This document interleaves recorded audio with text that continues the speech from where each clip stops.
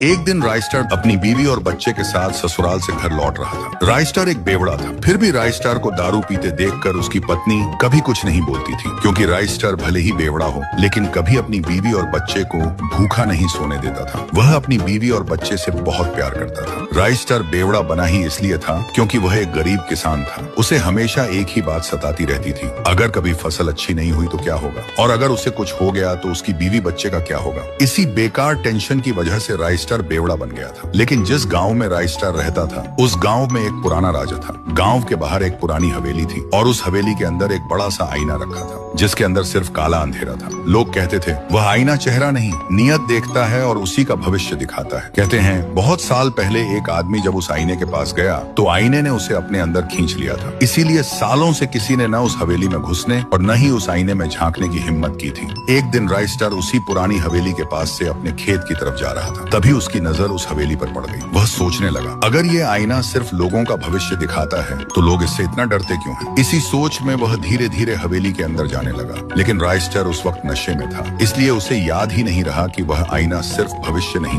बल्कि इंसान की नीयत भी देखता है। फिर वह हवेली के अंदर आकर चुपचाप उस अंधेरे आईने के सामने खड़ा हो गया और मन ही मन सोचा, बस इतनी सी दुआ है, मेरी मेहनत रंग ला जाए, मेरी बीवी बच्चे भूखे न सोए। और तभी आईने के अंदर उसका चेहरा नहीं दिखा बल्कि हरी हरी खेती लहरा रही थी। सुनहरी फसल हवा के साथ झूम रही थी और उसके घर से हंसी की आवाज आ रही थी। राइस्टार की आंखों में आंसू आ गए। वह बिना कुछ बोले आईने के सामने हाथ जोड़कर वहां से चला गया। पर यह सब गांव का एक चोर छुपकर देख रहा था। यह सब देखते ही उसके मन में लालच आ गया। वह सोचने लगा, गांव वाले झूठ बोलते हैं, यह आईना तो जादुई है जो लोगों का भविष्य उजाला करता है। शायद इसलिए गांव वाले सच छुपा रहे हैं ताकि सिर्फ वही अपना पेट भर सकें। क्या पता मैं भी आईने के पास जाऊं और एक ही दिन में बड़ा हाथ मार दूं। यह सोचकर वह चोर भी आईने के सामने जा खड़ा हुआ और बोला, मैं बैंक लूटूंगा, दुनिया का सबसे अमीर आदमी बनूंगा और जिंदगी भर ऐश करूंगा। जैसे ही उसने बोलना खत्म किया आईने के अंदर का अंधेरा हट गया और लोहे की जेल के अंदर वही चोर कैद दिखा। आईने ने उसका भविष्य नहीं उसकी सजा दिखा दी थी। ये देखते ही चोर का शरीर कांपने लगा। वह गुस्से से चिल्लाया,